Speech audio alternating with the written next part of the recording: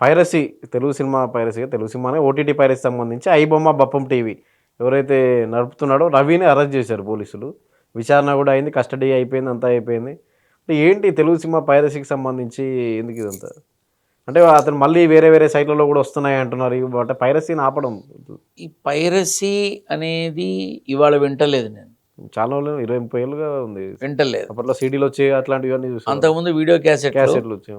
థియేటర్లో కూర్చొని సినిమాని వీడియో కెమెరాతో షూట్ చేసి క్యాసెట్ బయటికి పంపించేవాళ్ళు.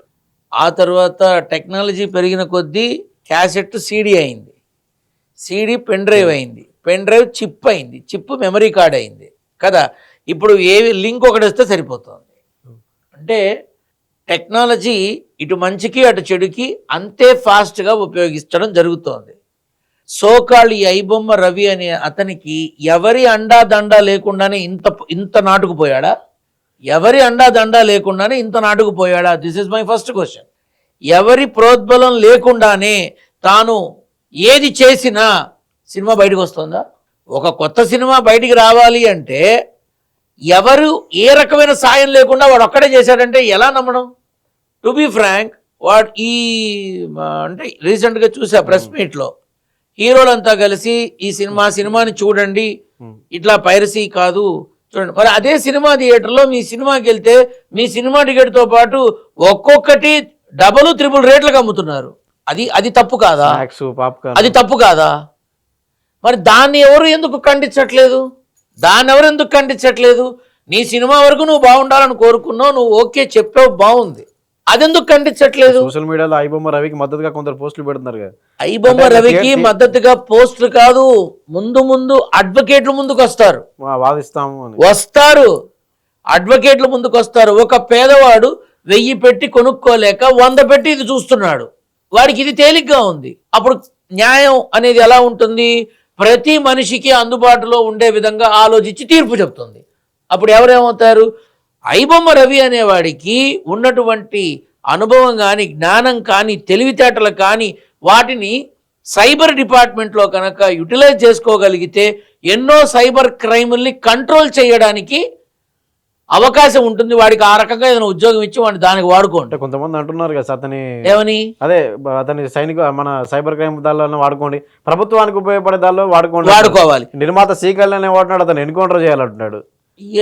ఇప్పుడు ఎవరికి వచ్చింది వాడు మాట్లాడతాడు, దాన్నే ఉంది.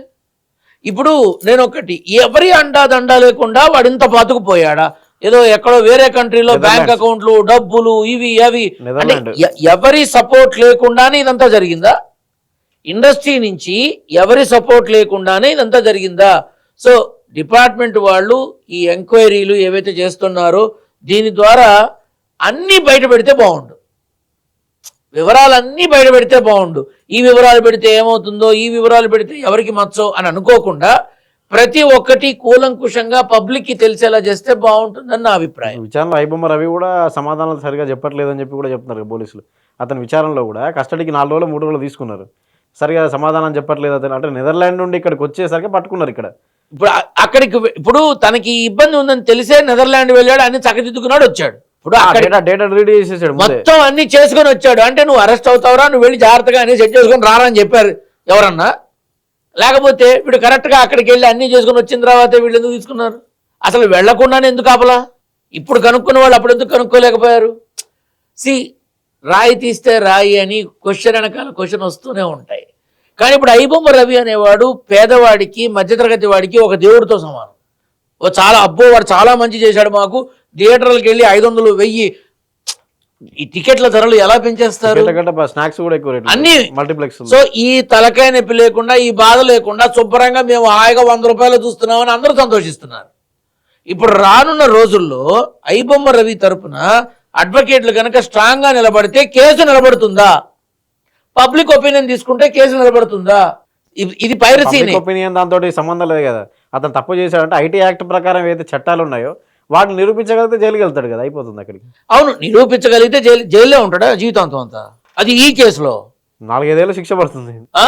అరే రామచంద్ర మర్డర్ కేసులోనే బెయిల్ ఇచ్చి బయటకు వచ్చి ప్రశాంతంగా వ్యాపారాలు చేసుకుంటున్న వాళ్ళు ఉన్నారు, లేరా? ఉంటున్నారుగా. ఇది ఒక సైబర్ క్రైమ్, ఐటీ యాక్ట్ ప్రకారం ఒక సైబర్ క్రైమ్. సో దీనికి యావజ్జీవ శిక్ష పడదు, ఉరి శిక్ష పడదు. ఒకవేళ ఏ శిక్ష పడ్డా బెయిల్ తీసుకుని బయటికి తీసుకొస్తామని చెప్పిన లాయర్లు కూడా ఉంటారు. విశాఖపట్నం నుంచి వస్తున్నాం కదా సలీం అని చెప్పి ఉంటారు, ఖచ్చితంగా ఉంటారు. ఎందుకని వీడు పేదవాడి కోసం వాడికి అందుబాటులో చేస్తున్నాడు కాబట్టి అందరి గురించి ఆలోచించే హ్యూమానిటీ గ్రౌండ్స్లో మనం ఆలోచించాలని అంటారు. కాకపోతే సోకాల్డ్ డిపార్ట్మెంట్ వాళ్ళని మీ మాధ్యమం ద్వారా నేను రిక్వెస్ట్ చేసేది ఏంటంటే, సినిమా టికెట్ల ధరలు ఇష్టానుసారంగా పెంచి ఎలాగైనా చచ్చినట్టు చూస్తారు అనే ఒక దీంతో ఎలాగైతే ఉన్నారో, ఆ సినిమా కోసం వెళ్ళి నానా కష్టాలు అగచాట్లు పడుతూ అక్కడ ఇష్టం వచ్చినట్టు రేట్లు పెంచినా నోరు మెదపలేక అడిగితే తన్నులు తీర్చుకొని గొడవలు చేసుకొని మా బాధలు పడుతూ సినిమా చూసి వస్తున్నారే తప్ప రేట్స్ ఎవరు కంట్రోల్ చేయట్లా. సో ఇది ఎలా కంట్రోల్ చేస్తున్నారో అది కూడా అలానే కంట్రోల్ చేస్తే నిజంగా దట్స్ రియల్లీ అప్రిషియేటబుల్. కానీ ఒక్క ఐబొమ్మ రవి మీద ఫోకస్ చేస్తే ఆగడం లేదు కదా, మూవీ రూల్స్ అని ఉంది, ఎప్పటికీ ఆగదు, ఎప్పటికీ ఆగదు. సినిమా ఫస్ట్ షో పడింది అంటే నెక్స్ట్ అవర్లో వస్తుంది ఆ సినిమా. That is we are in India. ఎవడు ఆపగలుగుతాడా? ఎవడు ఆపగలుగుతాడు? ఇదివరకు రీల్స్, వాడు థియేటర్లో కెమెరా ఇవన్నీ ఉండేవి. ఇప్పుడు అవేమీ లేవు కదా. ఎక్కడి నుంచి తీసుకొస్తున్నారు లింకు? ఎలా వస్తుంది వాళ్ళకి? అసలు ఐబొమ్మ రవికి ఏ సపోర్ట్ లేకుండానే ఇంత ఎదిగాడు వాడు? చెప్పు ఒక మాట. నెట్వర్క్ పెట్టాలంటే ఏ సపోర్టు లేకుండా, నేను ఒక్కటే అడుగుతున్నా, ఏ సపోర్టు లేకుండా ఇండస్ట్రీలో నుంచి ఎవరి నుంచి, వాళ్ళు టెక్నీషియన్స్ కావచ్చు, ఆర్టిస్టులు కావచ్చు, బ్యాక్ సపోర్ట్ కావచ్చు, బ్యాక్ ఎండ్ కావచ్చు, ఎవరి సపోర్ట్ లేకుండానే ఇంత ఎదిగాడు వాడు? నాకైతే అనుమానమే. ఎందుకంటే ఒక మామూలు వాడు తల్లిదండ్రులతో సరిగా లేడు, భార్యతో సరిగా లేడు, ఎవరితోనూ సరిగా లేడు, అవమానంతో వెళ్ళి అడ్డదిట్టమైన పనులతో మొదలుపెట్టి కోట్లు సంపాదించాడు. ఎలా? అందులో ఎవరి పర్సంటేజ్ ఎంత? ఎవరి మీద ఎవరికి కసుండి ఎవరి మీద ఎవరి సినిమాలు బయటికి తీస్తున్నారు? ఎవరిని తొక్కి పారేసే దీనిలో, ఎవరి కలెక్షన్స్ నష్టం కలిగించే దీనిలో ఈ సినిమాలు ఈ సినిమాలు బయట పెడుతున్నారు. ఇది విచారణ చేయాలి. ఇది మెయిన్.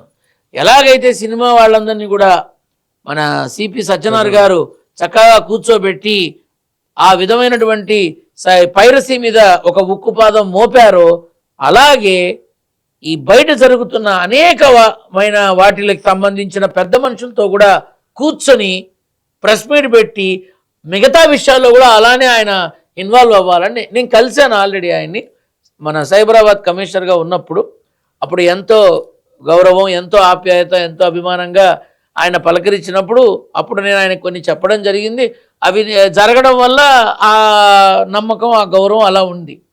సో ఇప్పుడు వారిని నేను రిక్వెస్ట్ చేసేది ఏంటంటే, ఈ సినిమాల విషయంలోనే ఇలా ఇష్టానుసారం పెంచుతున్న, అడ్డగోలుగా పెంచుతున్న ఈ విధానాలు, రేట్లను కూడా ఉక్కుపాదం మోపాలని నేను కోరుకుంటున్నాను.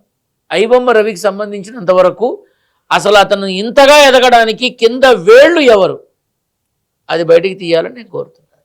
Okay, thank you.